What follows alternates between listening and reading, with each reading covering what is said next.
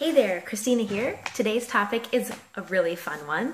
So your baby is getting older, maybe watching you eat, looking really interested, opening their mouth a little bit, maybe you want to start solid food soon. It's exciting. It's a really fun milestone in your baby's development. So it used to be that babies were introduced to solid foods as young as 6 weeks. But nowadays, most pediatricians, family practice doctors will recommend waiting till at least 4 months, if not 6. Now, I should say, first of all, of course, that I am not a doctor. This is just one mom talking to another mom about my experience as well as some other moms that I know. So bear that in mind, please, as you watch today's video. So yes, you can start as young as 4 months. A lot of doctors will tell you that if you wait until 6 months, though, your child will have a lower risk of developing certain food allergies. So that's something to bear in mind. Their systems may also not be quite ready to process a lot of foods until they're about 6 months. So certainly no reason to rush unless for some reason you have to or your doctor recommends otherwise. So 6 months is the generally accepted time to start with solid foods.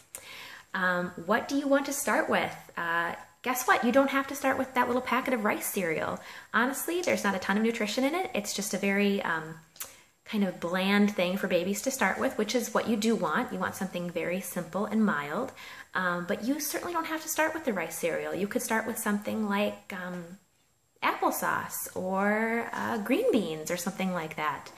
A lot of doctors will also tell you to maybe not start with a fruit because fruit are very sweet and it could kind of give them a sweet tooth, but honestly, if it's just one time, it's probably not a big deal, but I'll tell you that that is what some doctors will say. So if you want to start with a vegetable, you could start with something like peas, green beans. We started with avocado because the texture is just really nice and smooth. It blends really easily, and it generally, it's just a very simple food to start with. It also doesn't cause as much gas as green beans and peas can, so you can start with whatever you want. But that's what we decided to start with. So you can obviously buy baby food. You can make it yourself. If you get one of these little handy things, these are awesome. They don't require electricity, so for traveling, they're fantastic. They're nice and small. Basically, it comes apart. It's supposed to come apart like that. You put the soft food in here, so this is either something that's already really soft, like bananas, avocados, etc., or something that's been steamed so that it's easy to puree. So you put it in there, and you use the little plunger to kind of squish it in like that, and as it squishes, you rotate this on the top to grind it up. You can actually feed baby right out of this bowl, or you can spoon it into a separate bowl to feed out of. So I love this one. You can also get a really nice fancy machine that purees for you, and they actually make some that steam and puree in the same machine, so those can be super fun. So however you decide to get your baby food, whether you make it, buy it, or a combination of the two, a lot of doctors will also recommend that you feed the baby the same food for 3 days in a row to give them a really good chance to kind of get used to the flavor. So if they don't like it on day 1, give it another try on day 2 and day 3, just to see if maybe they'll like it. And if not, don't get disheartened. They're not going to hate avocados forever. Just try again in another week or 2, and who knows, their taste might change. So that's usually what is recommended in terms of starting out from the very beginning. You also want to keep in mind that since babies have had only breast milk or formula until now, having a solid food is going to be a major change. So making it a smoother transition is going to be a lot easier on both of you. And the best way to do that is to thin out whatever puree you're giving them with either breast milk, formula, or water. And you can kind of thicken it up the more and more they get used to the texture of a solid food. So that's starting out. Of course, you can experiment with different fruits, different vegetables, but certainly don't forget about things like oatmeal and barley and millet.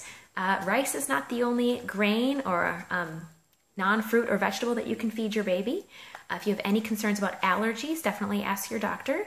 But a lot of them will tell you that unless there is a concern about allergies or there's an allergy that runs in the family that you're concerned about, that actually exposing your baby to certain things early enough actually helps them to not be allergic to it. So if you have concerns about peanut butter, You know, if there's family history of peanut butter allergy, you might want to be a little bit more careful and ask your doctor about it first. But if you have no history of peanut allergy, then certainly, you know, you could give it a try and introduce the baby to it at an early age. Again, I'm not a doctor. This is just coming from my experience. So don't be afraid to experiment with things as your baby gets older and develops different tastes for different things. Yogurt is a great one to add in there as well. And so once they've kind of experienced one fruit or vegetable at a time, you can actually start making blends. Probably around 8 or 9 months you can do that. You can mix fruits and vegetables together. You can mix just fruits together, just vegetables together. It's actually really fun to start making different flavors and seeing how baby reacts. It can be absolutely priceless. So that is my very short little spiel on starting solid foods with your baby. Hopefully you can have as much fun as I did.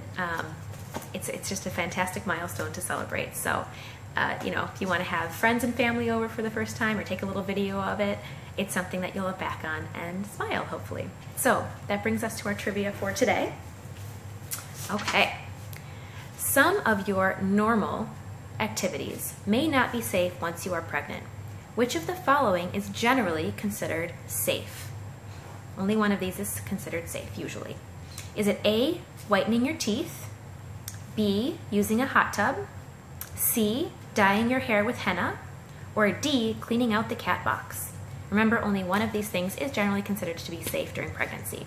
So answer below, and the first person to get it right is going to win a gift card to a fast casual restaurant or a mystery gift from Bellies to Babies. Thanks for tuning in, and don't forget to subscribe for future episodes.